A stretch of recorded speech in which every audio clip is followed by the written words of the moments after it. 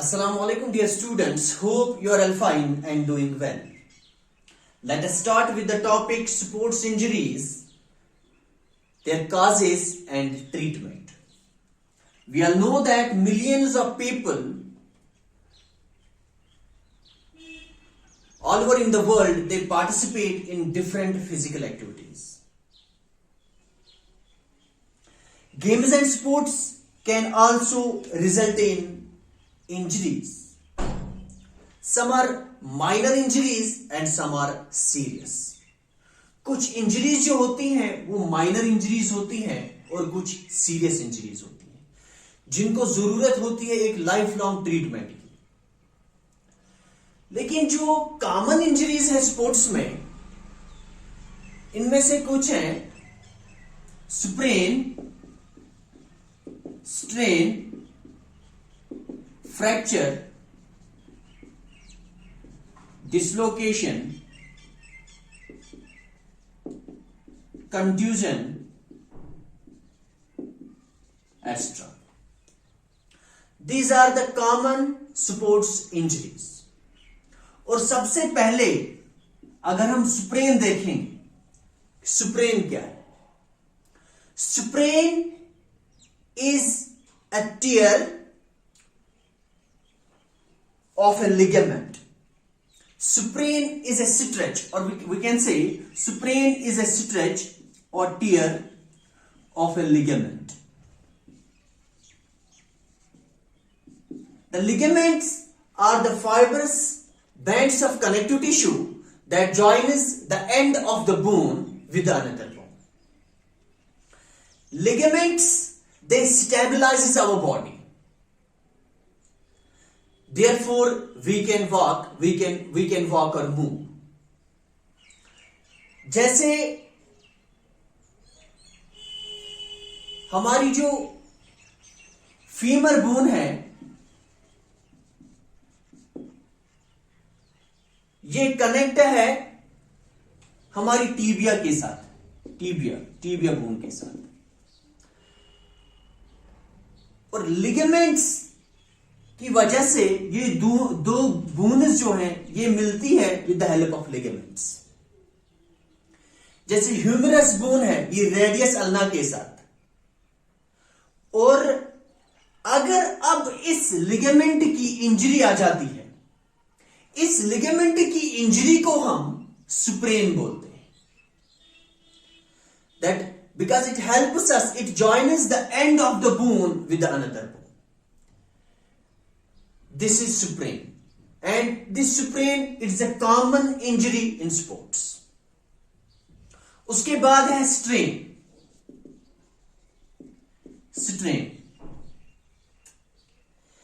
A strain is a twist, pull or tear of a muscle or tendon. Tendons are the fibrous cords. Tendon is a tendon injury. Or a Tendons are the fibrous cords of connective tissue that joins the muscle with the bone. That joins the bone with the muscle. जैसे Achilles tendon.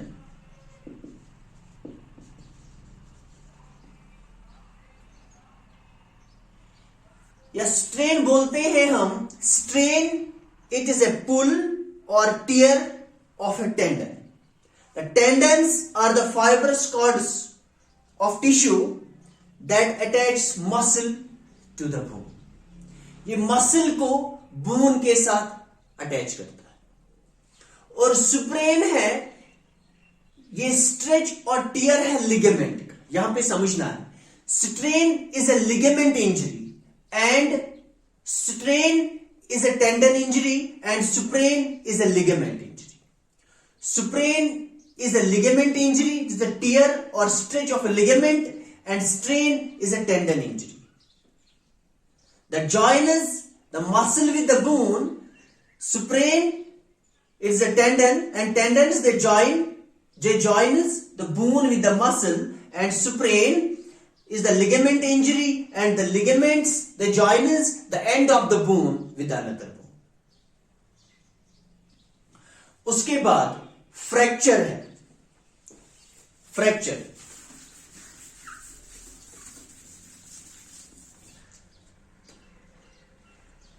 Fracture, fracture, it is the break in a bone. Fracture means break in a bone. और there are different types of fractures. सबसे पहले simple fracture,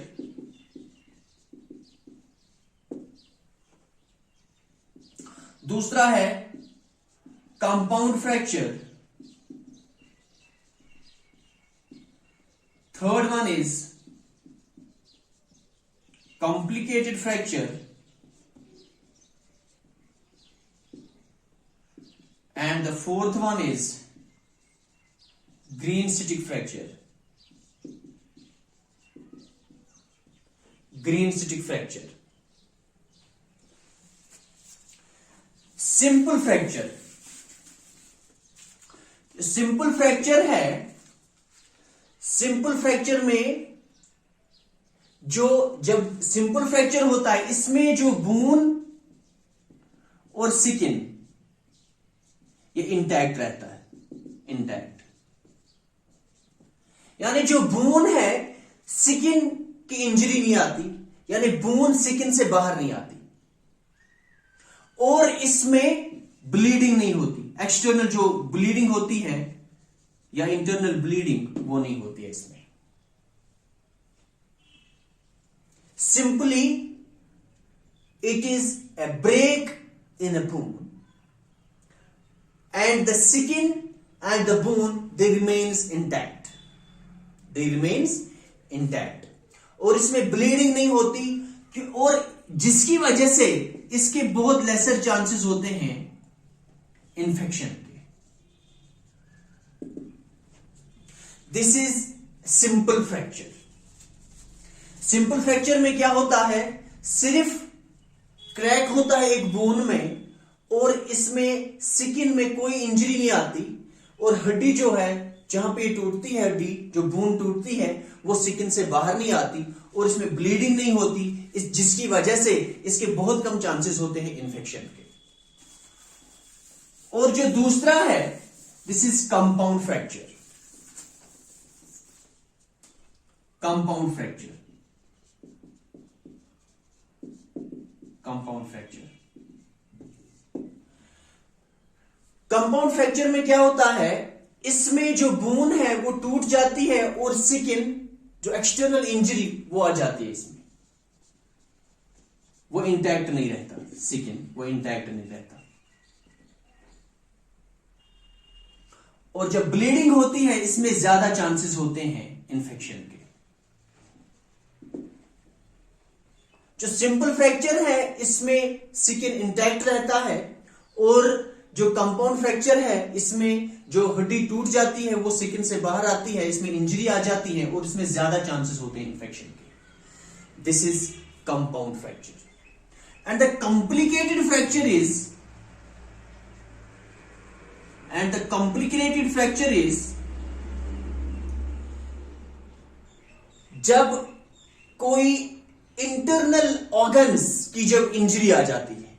जैसे अगर rib में कोई injury आ जाए, कोई एथलीट दौड़ता है, तो दौड़ते दौड़ते वो किसी गिर जाता है, और जमीन पर जब वो गिर जाता है तो या कोई पत्थर पे गिरता है तो उसको क्या हो जाता है, अगर रिब में कोई फ्रैक्चर होता है तो उस रिब की वजह से, वो जो रिब है इसकी वजह से इंटरनल इंजरी आ जाती है, इंटरनल ऑर्गन्स की इंजरी आ जाती है, जैसे लंग्स की इंजरी आ जाएगी, लंग इंजरी।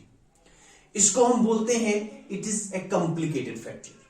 ये कॉम्प्लिकेटेड फ्रैक्चर है, यानी इंटरनल जब बोन की वजह से, इस फ्रैक्चर की वजह से इंटरनल ऑर्गन्स की इंजरी आ जाती है, इसको कॉम्प्लिकेटेड फ्रैक्चर बोलते हैं।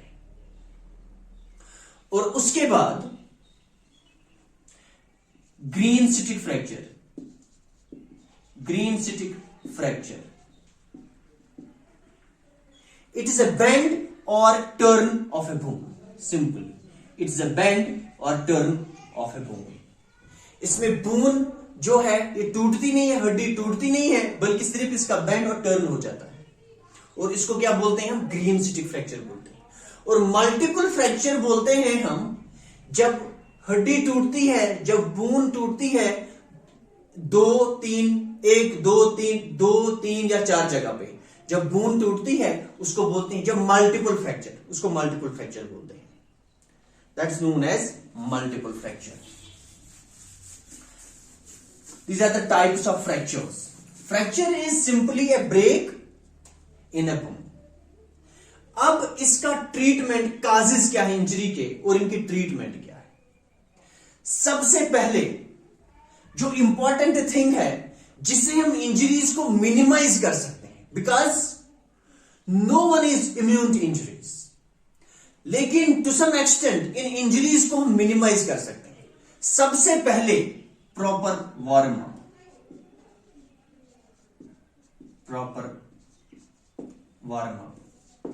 Warm up means it is simply a preparation. यानी पहले इवेंट से पहले अपनी बॉडी को प्रिपेयर करना किसी भी फिजिकल एक्टिविटी के लिए, दैट्स वार्म अप। यानी अगर हम सिंपल एक्सरसाइज के लिए जाना है, सिंपल एक्टिविटी के लिए जाना है, तो हम सिंपल वार्म अप करेंगे, या अगर कॉम्प्लेक्स एक्सरसाइज के लिए जाना है जिसमें, और हम तब कॉम्प्लेक्स वार्म अप करेंगे, सिंपल और complex warm up.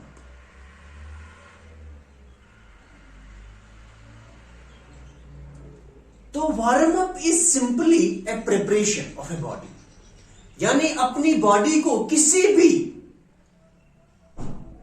Sports event के लिए प्रिपेयर करना, दैट इज वार्म अप। अगर अब हम वार्म अप के बगैर, प्रिपरेशन के बगैर किसी भी स्पोर्ट्स एक्टिविटी में पार्टिसिपेट करेंगे, किसी भी एक्सरसाइज में पार्टिसिपेट करेंगे, तो इसमें बहुत ज्यादा चांसेस होते हैं इंजरीज के।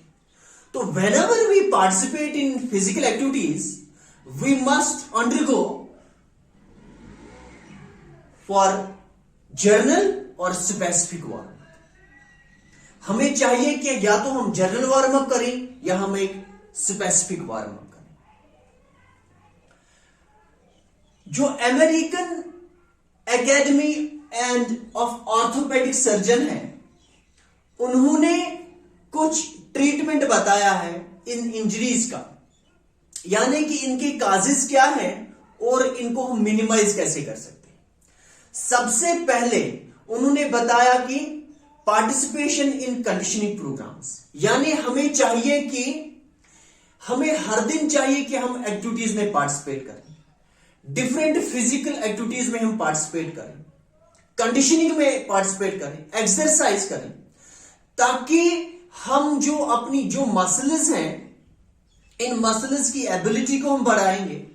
जब हमारी फिटनेस बढ़ेगी, जब हमारी मसल की एबिलिटी बढ़ेगी, तो इनसे हम बहुत हद तक इंजरीज को कम कर सकते हैं। दूसरा प्रॉपर वार्म अप जो मैं भी बोल रहा था, और तीसरा प्रॉपर यूज ऑफ इक्विपमेंट्स, यानी जो हम इक्विपमेंट्स पहनते हैं, जिनका हम यूज करते हैं स्पोर्ट्स में, इनका प्रॉपर यूज करना, प्रॉपरली इनको यूज करना।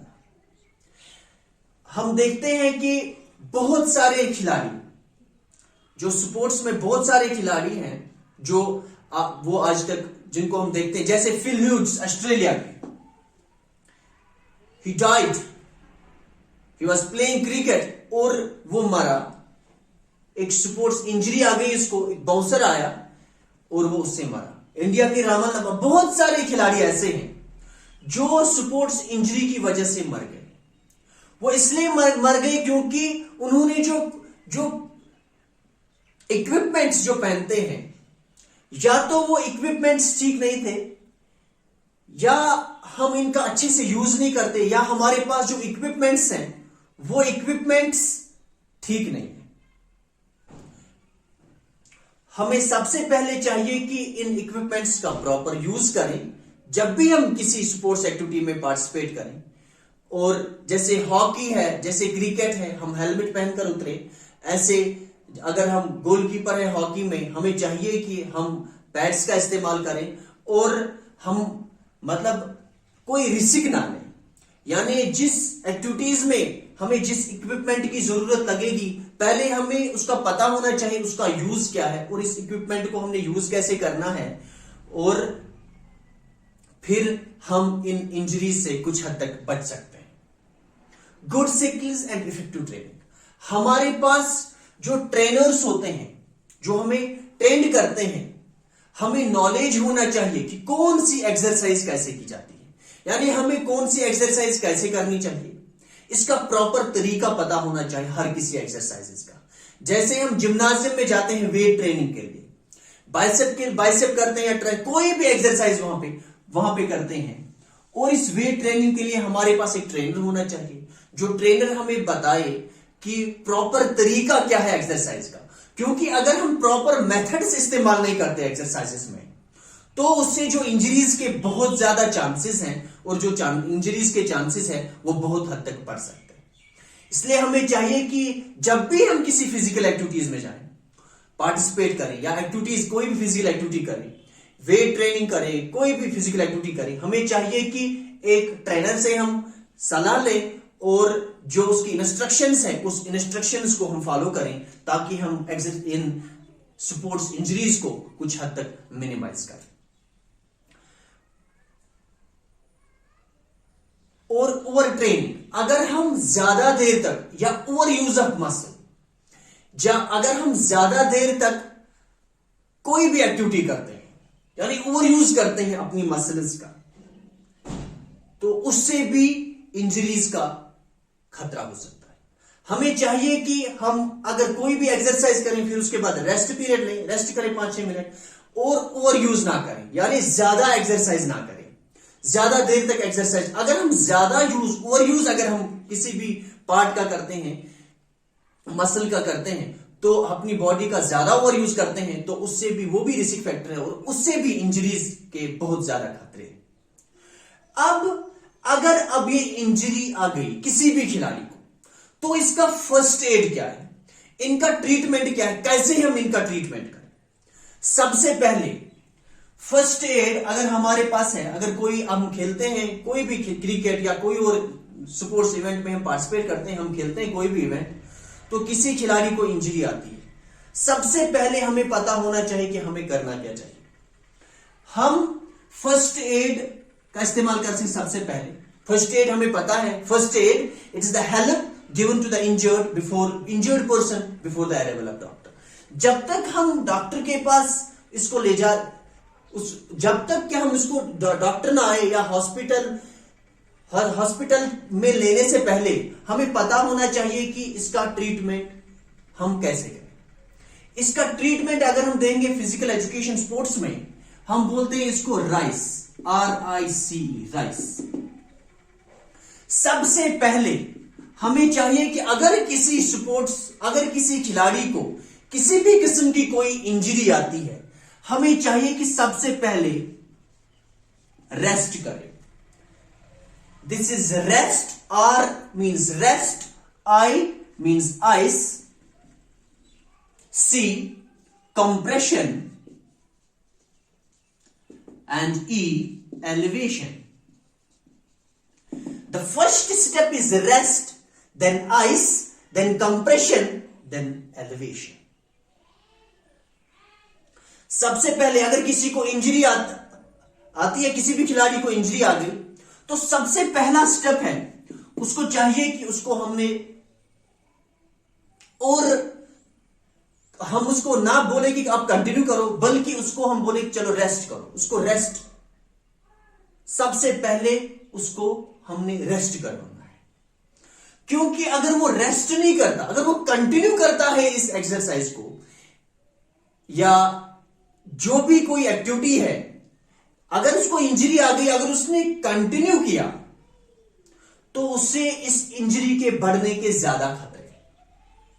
तो बेहतर यही है कि सबसे पहले उसको हम रेस्ट करवाएं, और इस रेस्ट की वजह से इसकी जो इंजरी है उस इंजरी को हम मिनिमाइज कर सकते हैं, उसको कम कर सकते हैं उसकी इंजरी को।